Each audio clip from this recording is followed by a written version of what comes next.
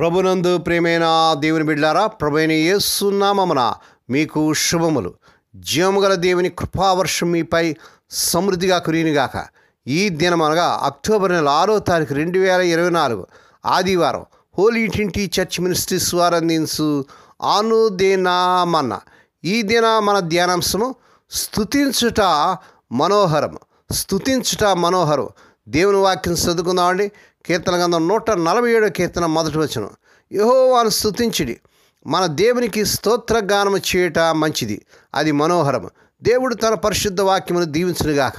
దేవుని బిడ్డలారా, ఆదివారం ప్రభు దినం, పునరుద్ధాన దినం, పరిశుద్ధ దినం. క్రీస్తు ప్రభు రక్తంలో కడుగబడిన ప్రతి విశ్వాసి దేవుని సన్నిధికి వెళ్ళి ప్రభును స్తుతించి ఆరాధించి ఆయన కొనియాడి ఆయన యొక్క శరీర రక్తాల్లో పాలు పంపులు పొందవలసిన వారం వింటున్నాం. దేవుని బిడ్డలారా, ఆదివారం విలువ చాలామందికి అర్థం అవట్లే. ఆదివారం దేవుని సన్నిధికి వచ్చి ఆయన స్తుతించి ఆయన కీర్తించి ఆయన మహింపరచడం ఎంతో మంచి కార్యం, అది మనోహరమని భక్తుడైన దావీదు రాస్తున్నాడు. పలు రకాల ప్రార్థనలు ఉన్నాయి. కన్నీటి ప్రార్థన, విజ్ఞాపన ప్రార్థన, గోజాడి ప్రార్థించుట, ప్రార్థనలో పోరాడటువంటివి కరువు.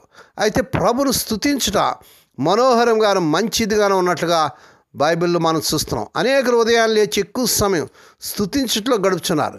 దేవుని బిరుదును బట్టి కొనియాడుచున్నారు. ఆయన చేసిన అద్భుతాలను జ్ఞాపకం చేసుకుని స్తుతించున్నారు. పరిశుద్ధ గ్రంథమందు భక్తులు నడిచిన మార్గములన్నింటినీ ధ్యానిస్తూ కొనియాడుచున్నారు.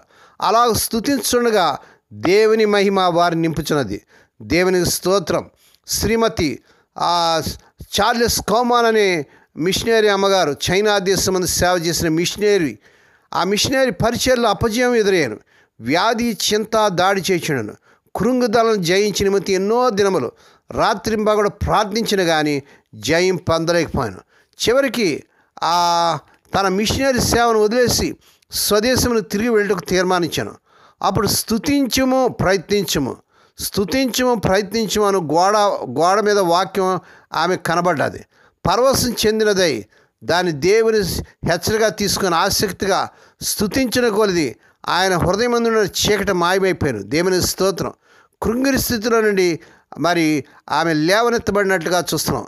దేవుని సంతోషంతో నింపబడదు. అప్పటి నుండి వ్యక్తిగత జీవితంలో గొప్ప ఆశీర్వదించబడిన ఆమె సేవ శక్తివంతమైన సేవగా మారాను.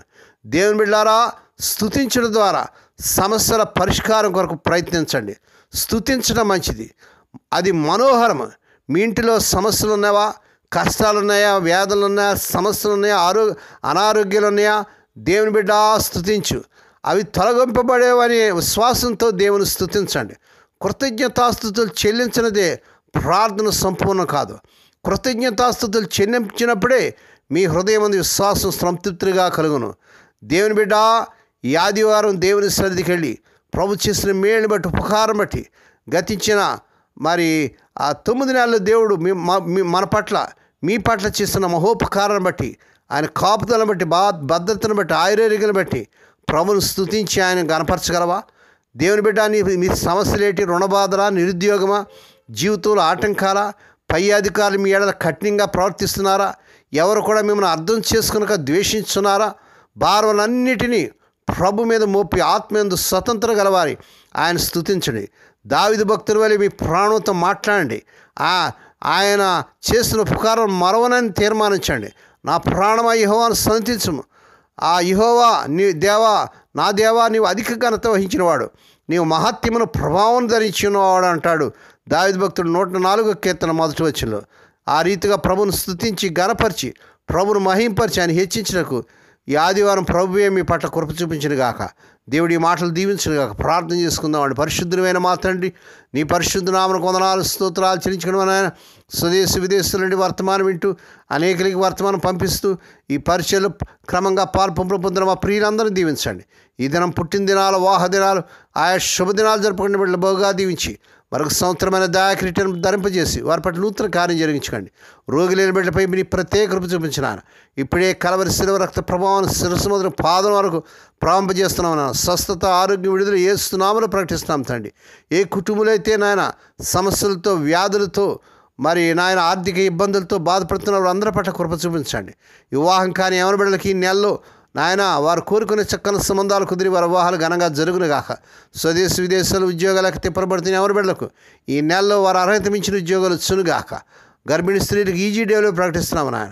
హోలీ ట్వంటీ చర్చ్ మినిస్ట్రీస్ ద్వారా మారుమూల గ్రామంలో ఆయా రాష్ట్రాల్లో, ఆయా జిల్లాలో, ఆయా ప్రాంతాల్లో పరిచయం చేస్తున్న దినదాసులను, దాసురాలను, విధవరాలను, దిక్కులేని బిడ్డలను, తండ్రి లేని బిడ్డలను జ్ఞాపకం చేసుకుంటాండి. వారిని వారి పరిచయను ఈ దినం వారి మందిరాలు జరిగే ఆరాధన, స్తుతు, వాక్య పరిచయం, సేవ అంతట్లో మీరు నడిపించండి ఆయన. ఈ దినమంతట్లో బిడ్డల చుట్టూ మీరు రక్తకం చేసి ప్రతి విధంగా కీడు నుంచి, దుష్టి నుంచి, ప్రమాదం తప్పించి క్షేమకరమైన ప్రయాణాలు దయచేయమని సమస్త మహిమాఘనత మీకే చెల్లించుకుంటూ యేసయ్య పరిశుద్ధ నామన స్తుతించి గానపరిచి వేడుకొని ప్రార్థిస్తున్నాం తండ్రి. ఆమెన్. మన ప్రభువైన యేసుక్రీస్తు వారి కృప, తండ్రి అయిన దేవుని ప్రేమ, పరిశుద్ధాత్మ దేవుని అన్యోన్య సహవాసము సదాకాలం మీకు తోడేండి, నడిపించి బలపరచునుగాక. ఆమెన్.